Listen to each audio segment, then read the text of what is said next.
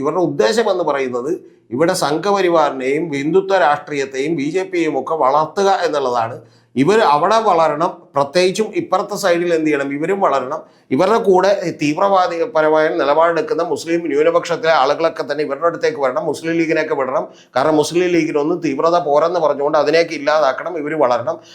അതേസമയം തന്നെ അല്ലെങ്കിൽ ആ രാഷ്ട്രീയ പാർട്ടികൾ ഇവർ ഹൈജാക്ക് ചെയ്യണം, അതിനുള്ള ശ്രമങ്ങൾ നടത്തിക്കൊണ്ടിരിക്കുകയാണ്. ഇനി അതേസമയം തന്നെ ഹിന്ദുത്വ രാഷ്ട്രീയ ഈ പറയുന്ന പോലെ വലതുപക്ഷ വർഗീയതയും ഇവിടെ വളരണം.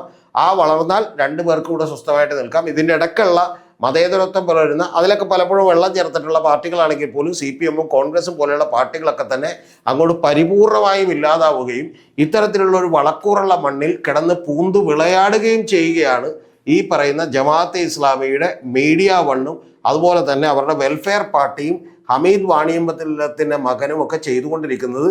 ഇത് വലിയ തോതിലുള്ള പ്രചാരണത്തിന് കാരണമാകുകയാണ്.